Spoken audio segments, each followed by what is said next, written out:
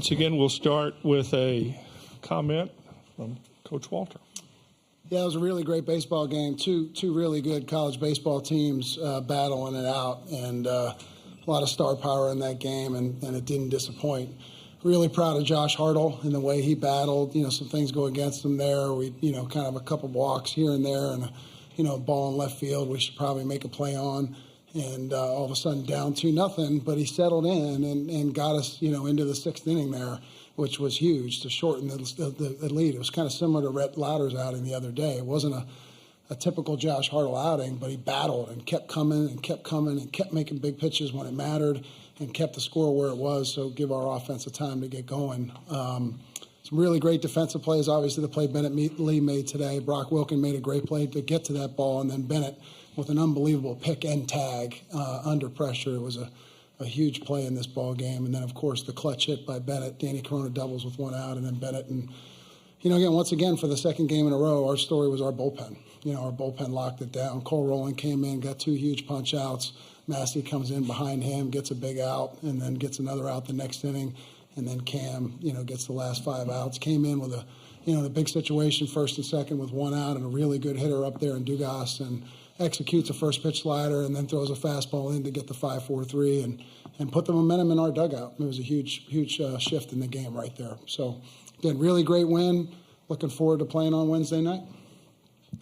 Okay, we'll open up for questions for the student athletes now. Please give us your name and affiliation and to whom you're directing the question.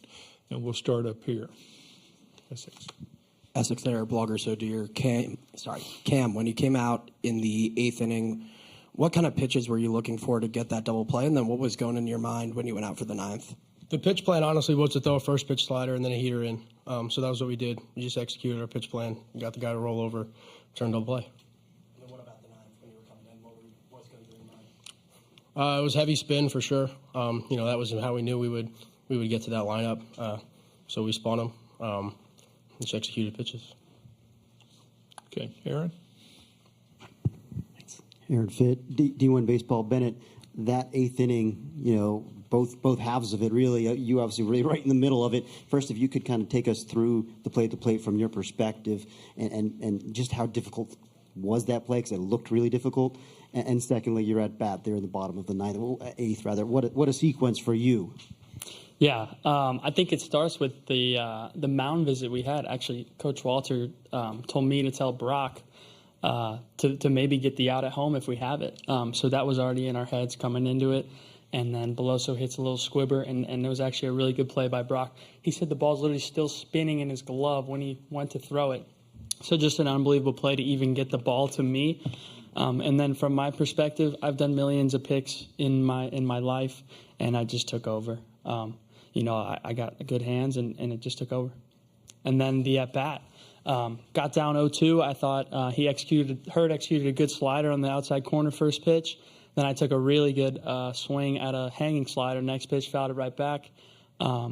Battled, fouled off a heater, and then kind of just like it was 1-2, I think, and my boots were shaking a little bit. So I was like, all right, I'm going to go talk to Billy, get a good hug from Billy. He's like a father figure to all of us. He's got like 5 kids. So I went over for some comfort, and then and he was just like, hey, man, just find a way, get this ball through. I love you. And it was just calm me down, put me in a good headspace to be present for one pitch, and that's what happened. Okay. Matt, back here. Matt Talverney from World Baseball Network. Bennett, how does it feel to just be such a workhorse behind the dish, let alone what you had to do to just call a good game tonight and shift from the guys to your right and left that are on the podium right now? Yeah, a lot of credit goes to Moose and the analytics guys. I mean, they're the ones who call the game. And then these two right here, I can't speak enough about them, but as humans and as pitchers, it makes my job really fun and really easy to work for these guys. And just being a workhorse, like that's what I'm built for. That's what I love to do. I love to be in it every single play and give my all for these guys every single day. So that's all I do. That's what I enjoy. That's why I'm here.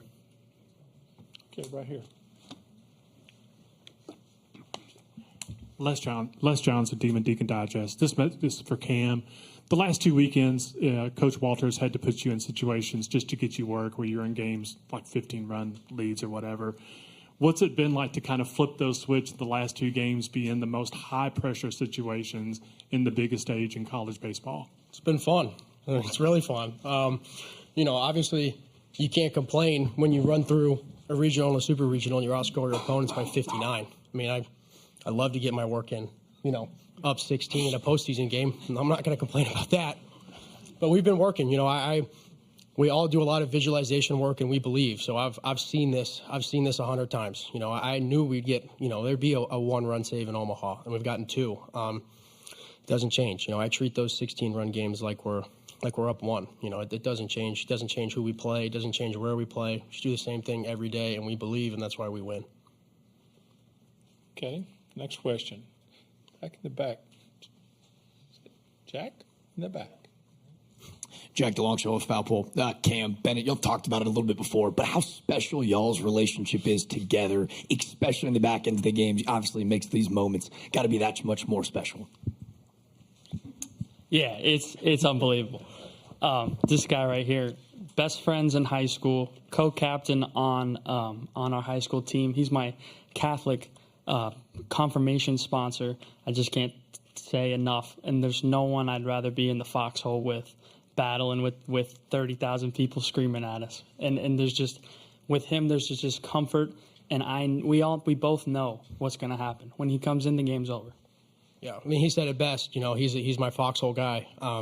Every time, if you notice, I got out on the mound, we give each other one of these. And, at that point, we just let our process take over. And the results will be what they'll be. We both, we've worked so hard together. We've had such a great process together. We mold so well together, and it's just a lot of fun. To go from starting games in high school to closing games in college with him behind the plate, it's kind of a full circle moment. It's pretty incredible. I can't say enough about it. It's so much fun. Okay, you have a question in the back also here. So Bill Steckis, local Fox, and Greensboro ABC, and I know that's weird, but it's 2023. But so this is my 24th College World Series, and I have never, and I mean never, I'll look you in the eye and say, never seen a team that has this much fun out there. Tell me all about that, all of you, if you would, please. Josh, you start that. Yeah, I mean, we just have a bunch of unwavering faith within our dugout. It doesn't matter if we're down 10-0 or we're up 10-0. We're never out of a game. And kudos to just our team. The camaraderie, the chemistry within us is, I think, unbreakable. It's very special, and I can't say enough about that. Ben. Yeah. I think why we started this game is because we love it and because we've built incredible relationships with people. And the moment you lose sight of that is when really you've lost sight of the game and what it's really about. So I think Moose does an incredible job of hammering this into us every day, is just celebrate this so much because you might only come here one time. So we just really try to have a lot of fun. And then by having a lot of fun, you're loose and it allows your abilities to take over. So I love these guys, and it's pretty special. Yeah. Cam? I'm a big headphones and loud music guy, so I'm not always in the mix. But I can tell you without a doubt that watching them as I have my headphones on makes me so comfortable and so confident. It's what I have to do to get ready. But I watch them have so much fun, and I go out there, and I'm like, how can we lose? Every single guy is having the time of their lives right now. Who can beat us? It seems, pretty much impossible. So the amount of fun that we have is truly incredible. Okay, I have time for one last question, and we'll take it from Aaron. Aaron Fitt doing baseball again. Josh, just kind of wanted to ask you about your plan today and how you feel like you executed. I know you came out really strong in the first inning and then maybe a little bit of laboring there in the second and the third. How are you able to kind of fight through that and get through 6 innings today? Yeah, so facing a lineup like LSU, up the top 1-2, 1-2 punch with Cruz and White, I knew that I would have to have my stuff, my A stuff, and have a good mix. I feel like I mixed well all game, and some command issues. I battled through that. But just having that unwavering faith, that the guy behind me has got my back at all times. Roland coming in, Massey, Cam, any guy, So I was just trying to give us as much for as long as I could. Okay, guys, we'll let y'all go and get ready for Wednesday. Thank you. Thank you. Thank y'all. Thanks.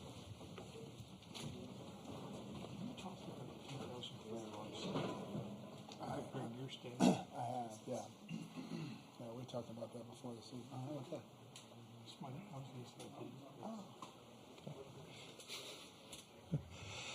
Okay, questions for Tom, and we'll start here with Les. Yeah, Coach Walter, your team is 2-0 now in the College World Series, and you've led each game for precisely half an inning. How do you pull that off?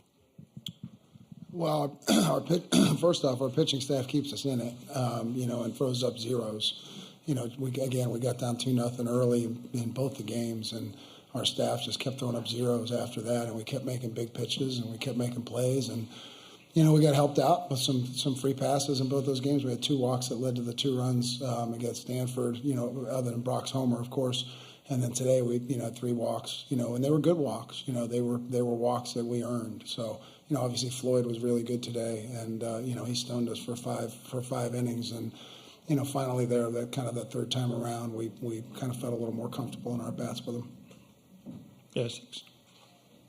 Essex there, blogger. So, dear coach, for the second straight game, players' conversation with Bill Salento has led to a game-changing play. What does his presence mean to this team and to you personally?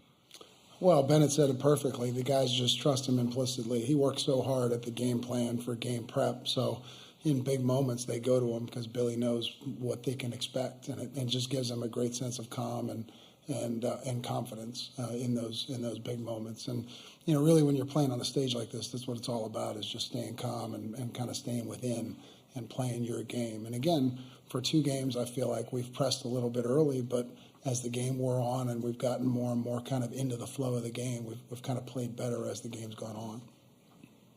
Okay. Can't see in the back here. Okay. Thanks, Claire. Connor O'Neill, Deacons Illustrated. Tom, Brock's defense, what's the process been like for the last 2 years to get him to where he is now and to get him the confidence to where he can make the play going to home? Yeah, a lot of hard work by Brock. He's really changed his athleticism in his time that he's been here. He's gone from like a 7-3 runner to a 6-7 runner. He's worked on his throwing arm. He's worked on his footwork. Ty Blankmeyer last year, did a really great job with Brock. And then Matt Wessinger this year has taken Brock to a whole new level. So he really makes the in-play a whole lot better than he used to. And again, that was a really tough chance there. Again, a ball spinning away from you like that, you're in foul territory. Would have been easy for him to throw it the first time, but he had the presence of mind to make sure he had a good grip. And again, Bennett Lee making an unbelievable play on the back end of that too. Okay. Aaron? Aaron Fitt, D1. Coach, 2 games in a row now here, you've kind of said it, you maybe haven't played like the A game, right? I mean, you've kind of had to grind and come up with ways to win in the late innings. But again, the fact that this team has maintained its poise and been able to grind out these 2 wins, I mean, what do you think that says about this group, and how have they developed that characteristic? Well, we talked about it before the tournament started. I mean, we do have the ability to win games in different ways. Because of our pitching and defense, we can win the 3-2 game. Because of our offense, we can win the 8-6 or 10-8 game too. So again, that's one of the things I really like about this club. But it's a veteran club, and we've got some toughness to us. I mean, that's the one thing I said to the guys in the huddle before the game. I said they don't know how tough we are. I mean, we're a tough team, and we're a tough-minded team, and we don't quit, and we don't give up. And as these guys, as you saw when they were talking today, they don't want to let each other down, and that's such a powerful motivator in these situations. Okay, Les? Tom, just a quick one here. It seems like on that play that Brock made to Bennett that he was the only infielder really playing in. Not like you had the other infielders maybe playing for the double play. Were you going to concede the run had the ball not gone to third? For sure, when you're the home team, to me, when we had 6 outs to get, we'd have taken a double play in the middle for sure, and just to end the inning there, and then hope we score either in the bottom of the 8th or 9th. Kurtzy would have come home. We had the corners. Both those guys were coming home. But if it had been hit in the middle of the infield, Blosa's a double play candidate. We would we would have turned a double play there for sure. Okay, I have time for one more question. You got? Yeah, Essex. Okay, sorry. Essex there, blogger so dear. Coach, what do you see from Danny Corona in the bottom of the 8th with that at bat, and how does that reflect his growth as a hitter over the course of this season with him? Big hits. Yeah, that's a great question. It was funny because before the inning we were talking about him bunting if JJ gets on and bunting, and Danny's like, "But I want to hit," and I was like, "Well, I understand you want to hit, but we need to get a runner in scoring position." And obviously Danny took care of that himself. So, and again, it was on a breaking ball too. He had gotten 2 fastballs thrown past him really in the first 2, and then he kind of hung an off-speed pitch, and Danny stayed with it. So, I think in the past that would have sped up on Danny, and he would have swung through that pitch, but he was able in the moment again to control his emotions and stay back on a good changeup and double down the line. Very good. Tom, thank you. Thanks, guys. Our Saturday night was the 20th anniversary of our 14-2 win over Stanford. And Philip Hump is going to be, and Neiman Arts.